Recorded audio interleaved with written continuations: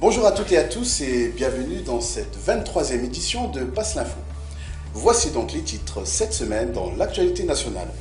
Pour commencer, nous parlerons de la laïcité en France, puis du portrait de notre très cher président Nicolas Sarkozy. Et enfin, nous finirons par une France vieillissante.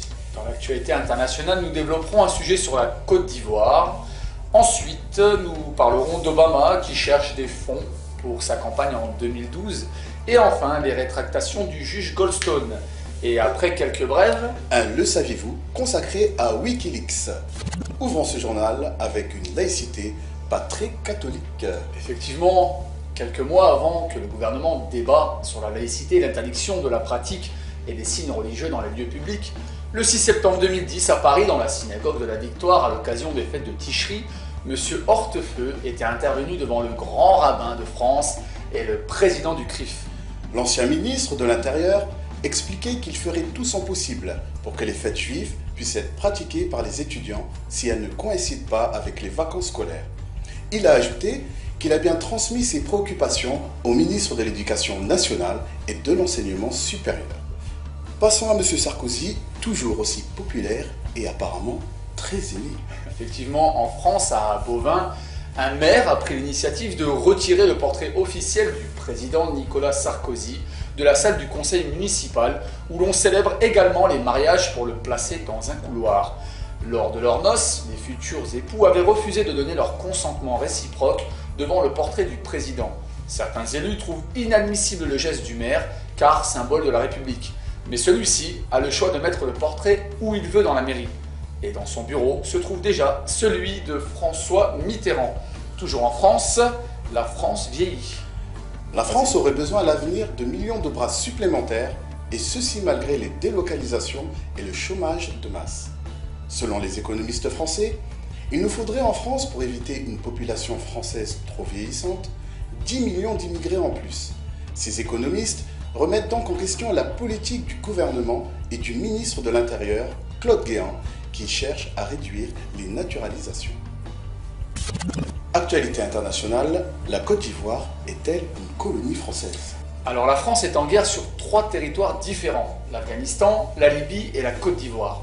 Ces 3 nations ont été colonisées ou agressées autrefois par des puissances occidentales. De plus, elles possèdent des matières premières ou occupent un emplacement stratégique. La dernière agression française concerne la Côte d'Ivoire. Profitant d'un désordre auquel elle a grandement contribué, la France intervient militairement pour chasser un président qui prétend avoir été régulièrement élu. Le candidat, Alassane Ouattara, dit démocrate et vainqueur des élections, est aussi un ancien haut fonctionnaire du FMI, soutenu par Obama et par Sarkozy. Avec de tels parrainages, on comprend que beaucoup d'Ivoiriens et d'anti-impérialistes dans le monde aient plus que des doutes. La vérité est toute simple.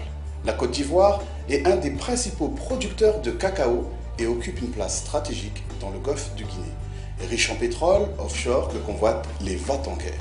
J'ai été extrêmement marqué par un épisode qui m'a bouleversé. Le fils d'un de mes amis a été victime à Abidjan, il y a 48 heures, de tortures innommables. On lui a coupé les 2 bras, il avait 30 ans. C'était, d'après mon ami, les forces d'Alassane Ouattara. Je suis plus qu'indigné, je m'interroge à savoir si nous avons vraiment fait un bon choix. Regardez. Voilà l'état dans lequel ils ont et ça, laissé c'est à la disposition de la Cour pénale internationale. Mais la Cour pénale internationale, à l'appel de M. Ouattara, va enquêter sur les crimes commis prétendument par l'équipe de Gbagbo. Mais nous avons vu des civils que les forces de l'ONU ont voulu tuer. Les forces de l'ONU ont commis un crime. Ce que nous voulons dire aux autorités françaises, c'est n'oubliez pas le Vietnam, vous étiez plus fort, paraît-il. Voilà, oui. Il y a eu Dien Bien Phu. En Algérie, vous étiez plus fort à votre sens. Il y a eu la défaite. Ici, si vous attaquez la Côte d'Ivoire comme vous voulez le faire, eh bien, ce sera votre tombeau. Ce sera l'enfer d'abord et le tombeau ensuite. Voilà. Allons du côté du géant colonisateur américain. Obama cherche des fonds pour sa campagne présidentielle. Obama a fait connaître son intention de briguer un 2e mandat lors de l'élection présidentielle de 2012. Une telle élection coûte cher. Alors, le président cherche à mettre tous les lobbies à contribution. Un des lobbies les plus influents et les plus riches est, sans aucun doute, aux États-Unis, le lobby sioniste, qui là-bas s'intitule lui-même le lobby juif. Ainsi, la députée de Floride, Debbie Wasserman Schultz, va être nommé président du comité national du Parti démocrate. Sa fonction sera de rassembler des fonds et des votes sionistes pour Obama. En effet, Mme Schultz est attachée au maintien de l'entité sioniste qui occupe la Palestine. Son rôle est donc de faire le lien entre le candidat démocrate Obama et le lobby sioniste américain.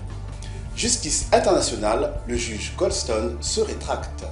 Oui, l'État sioniste commence une campagne stratégique pour chercher à exploiter l'article du juge Richard Goldstone à son avantage.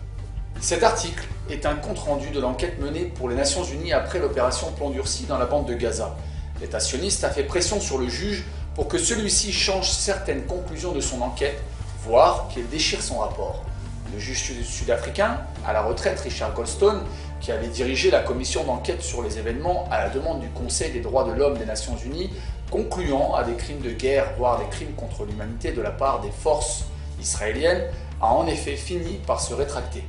Certes, Goldstone ne peut faire totalement l'impasse sur les centaines de civils, hommes, femmes et enfants, massacrés au cours de ces 3 semaines d'horreur. C'est regrettable, dit-il, mais Israël ne l'a pas fait exprès. Et comme chacun sait, toute guerre a son lot de bavures techniques et dommages collatéraux inévitables. La faute a pas de chance, quoi. Quelques brèves, la Turquie appuie les réformes de la Syrie. Oui, mercredi, le ministre des Affaires étrangères Ahmet Davutoglu a déclaré que son pays appuie les réformes en cours engagées par la Syrie et que Ankara est prête à fournir son assistance pour accélérer la mise en œuvre de ces réformes. Restons au Moyen-Orient, Israël confronté à des attaques informatiques.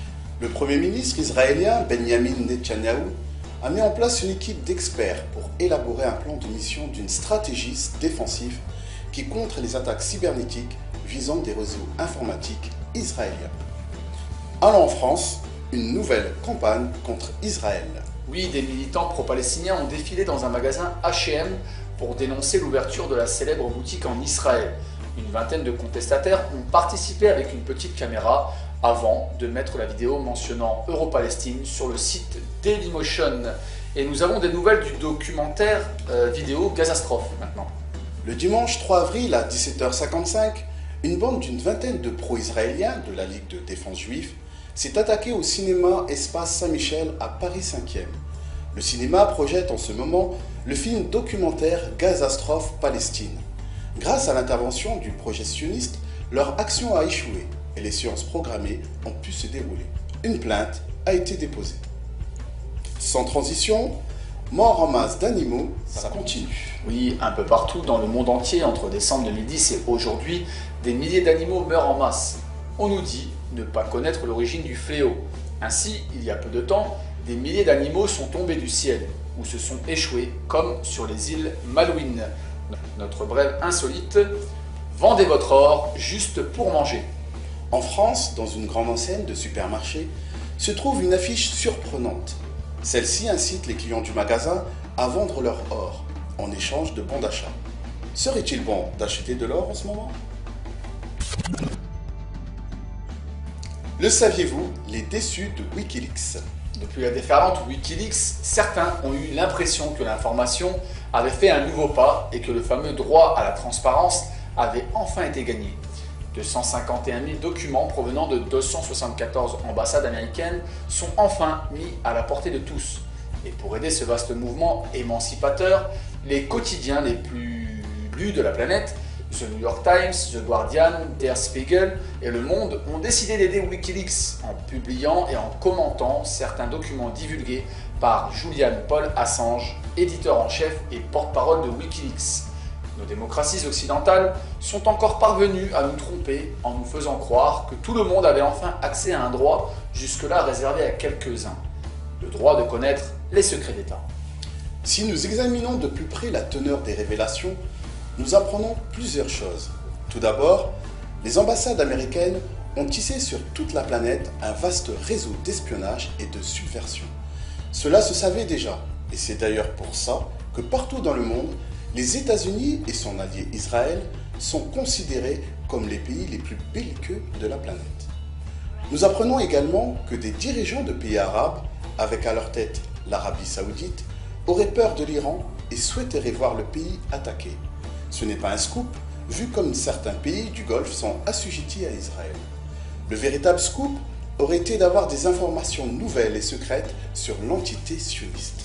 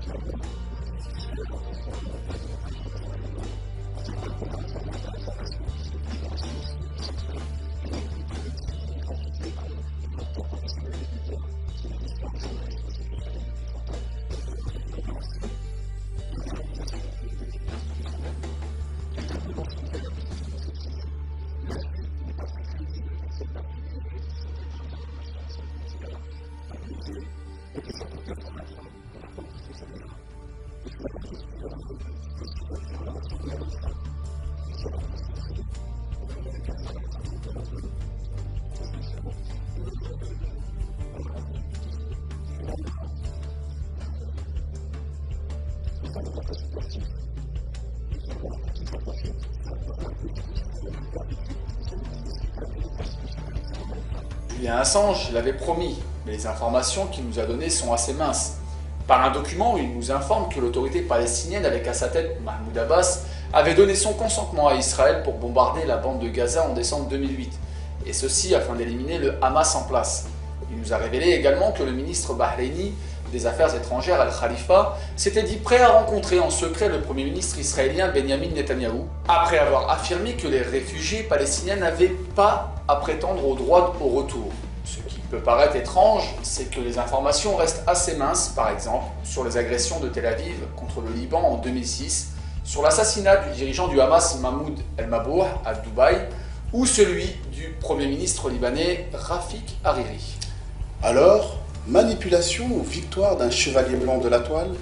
Il est évident que la quantité de documents fuités donne immédiatement l'impression d'un règlement de compte au sommet. Cette prolifération d'informations, dites secrètes, finira par lasser le public. C'est le but. Il nous appartient donc de lire entre les lignes de Wikileaks afin de connaître les véritables desseins des dirigeants américains et israéliens, ainsi que de leur façon. Merci de nous avoir suivis et de continuer à nous accompagner dans ce couloir de plus en plus étroit de l'information et de nous aider à passer l'info.